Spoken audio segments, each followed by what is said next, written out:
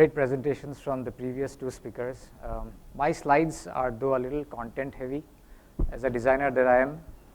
So just a quick introduction of myself. I lead what we call as a global talent architecture for Cognizant.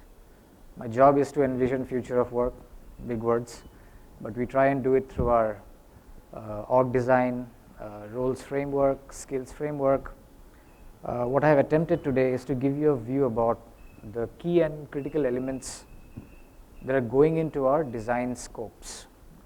The various industry perspectives that we are reading from, the business context we have, of course.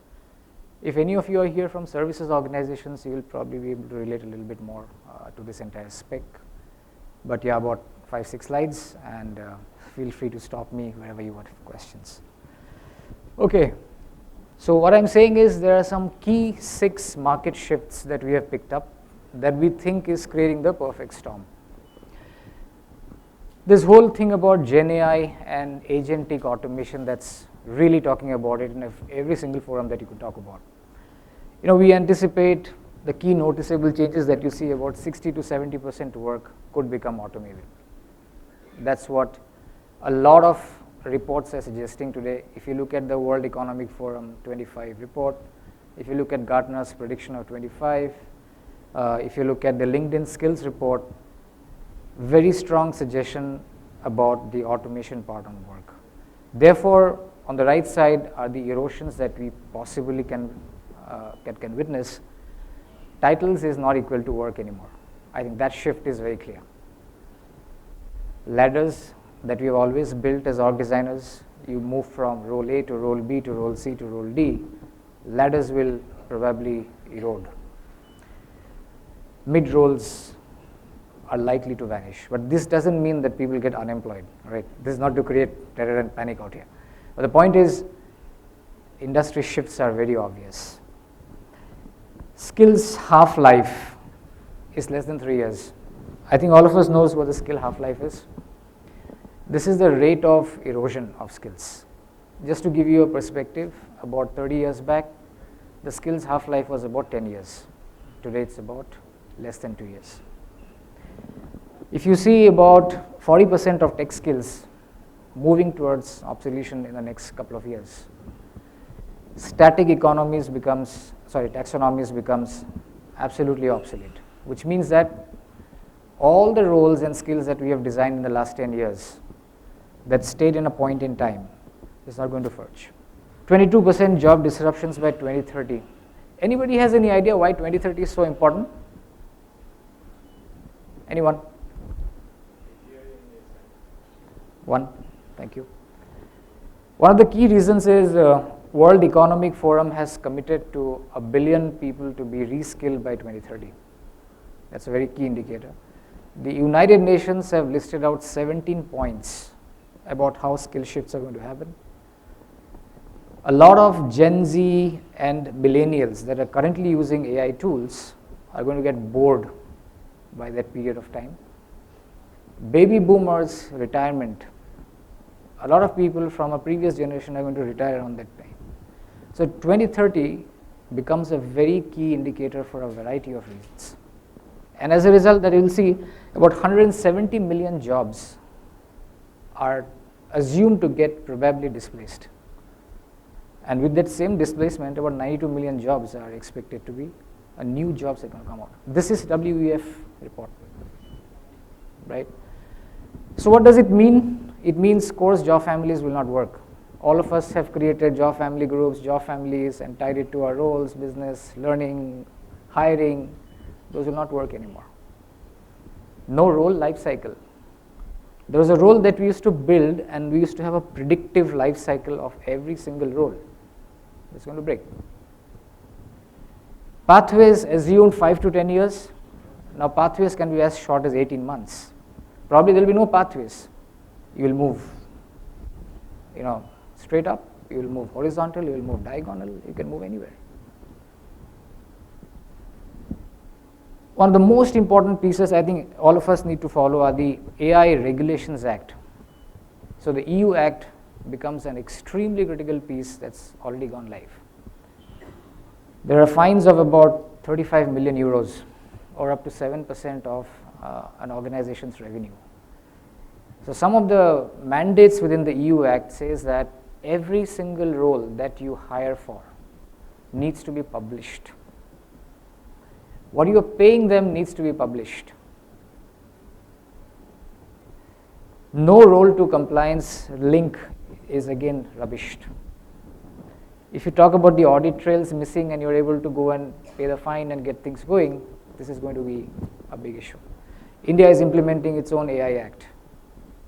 So again, by 2030, you would see at least 5 or 6 big geographies who has got large talent needs would be getting into these acts. And therefore, organizations' compliance to these acts becomes extremely important. Multi-gen expectations. Surprisingly, there's a study that's being done. If I'm not wrong, it's WEF, I think again. 6% only want leadership roles in Gen Zs. The traditional concept of me going up the ladder and becoming some head somewhere is slowly fading away. Your 48% are financially insecure and 89% want purpose. Strangely, job descriptions of a lot of companies today are embedding purpose in its key competency asks, because that's what the new gen is looking forward to. Outcome-based pricing for any services organization, I think we are slowly seeing the demise or the death of the billability thing that we always been hearing.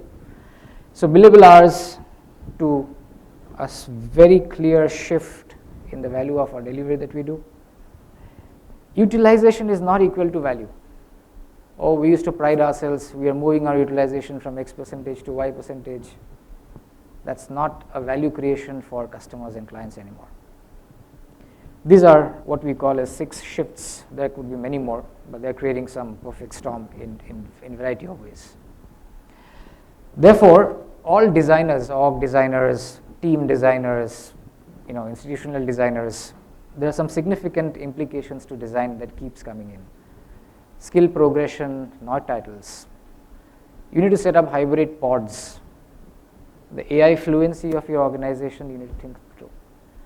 What kind of internal talent marketplaces are you building, bridging, changing, shifting, and moving? What sort of multi-tech specialization that we're talking about? This is my favorite, actually. There was a time when we used to hire full-stack engineers on one track, SREs on the other track, production, SDETs on the third track, cloud engineering on the fourth track. Today, the expectation is all 4, they merge together. So you are talking multi-tech specialization. So your design implications should talk about all of it. Another favorite of mine, blending tech and business and creative skills right out there. So many of you may have heard about this concept of forward deployed engineers. Anthropic brought this out in 2010, where they used to call them deltas. They are like wizards. They're like the SWAT teams. They not only talk tech, but they embed inside the client's propositions. Today, everybody has got AI tools. Everybody's talking about tech. I don't think the need of the hour is about tech. The need of the hour is about solving business problems. And that's where you need your taxonomies and your skill dictionaries to talk about roles and skills that embed all of it. Cross-functional value teams, gamified trainings, skill adjacency mapping.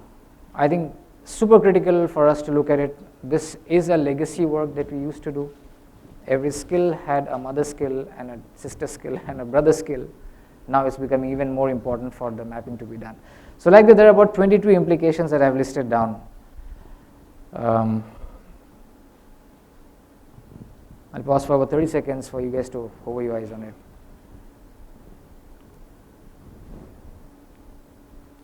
All right. We talked about, is this the demise of the billable hour logic? The time and materials era is slowly going away. It's all about value creation. It's all about outcome. Clients want that. People want that. We all want that. Your new model, it's all empowered by AI capabilities today.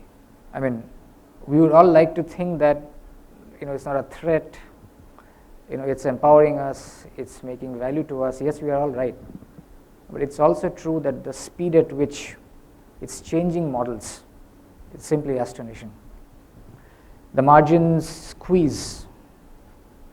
We all have heard this word, and this is a terrible thing for all services organizations, consulting organizations. Wafer thin margins, it's squeezing and squeezing and squeezing. Your architectural consequences, therefore, job architecture can no longer be holding, like I've been there, holding pens for talent. It's not about that anymore. Your job architecture today is talking about optimization engines, meaning what sort of roles are you going to create in your org or your structure that will enable for hyper productivity with deployment of less and less resources? How would you maximize gains? If you are an organization like us, where I come from, where you have a large workforce, you have about 350,000 people, there is 2030 approaching. There is clients who are moving their book of work into a very different zone. There is us who is changing the, it's like changing the car wheel when the car is running. So how agile and how quick and how fast are you able to change your job architecture becomes a very key component for your business success stories. There's a big talent and demographics gap between the expectations and experience. The OECD talks about a demographic crunch leading to a shrinking supply of skilled labor.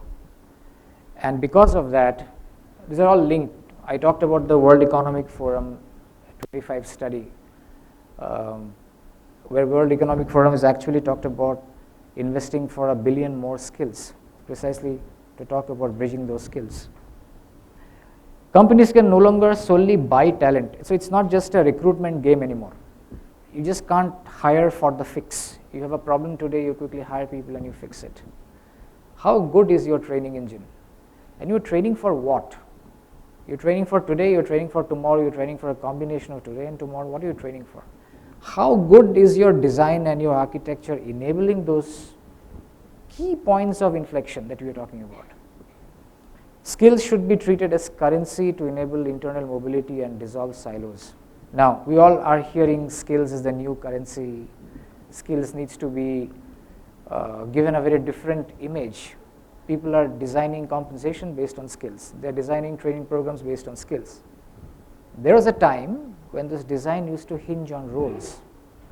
So roles used to be like the base of a cake, and skills used to be the topping. For example, developer is a role. You may have an application developer, you may have an infra developer, you may have a platform developer, you may have any other kind of developer who are like the topping sitting on top of the base. Today, is that a reality that you can talk about? Maybe yes, maybe no. The shrinking half-life of skills, please make note of it because it's superly important. The rate of skills decay is actually scary. Now, what do you do with it is you prepare, and you prepare really fast. The Gen Z and the rejection of the ladder, they don't want to climb. What they want to do is specialize. I think Mr. Alexander talked about the 3 C's or 3 E's. The purpose of the roles. Roles needs to be very strong today to say that I'm not just talking about the job that I'm delivering today, but I'm bringing in context. I'm bringing in cultural shifts. I'm changing how organizations work. I'm adding value. So I think as you see the different levels of experiences organizations have, the different generations of people have, expectations are very different. You have the age group of 30 to 40. You have the age group of 25 to 35, 50 plus. Again, I'm bringing the 2030 into point of consideration here, that you need to look at that 2030 and then map your vision and say, if these are my multi-generation workforces, then how should my design constructs be really looking like? Therefore, some design imperatives, which we always say, please sense, please prioritize external shifts, please talk about industry trends. You refresh your role architecture and skill taxonomy like every 6 months. You need to have an engine built in. If you don't have an engine inside, you need to hire somebody who can get that at speed and pace.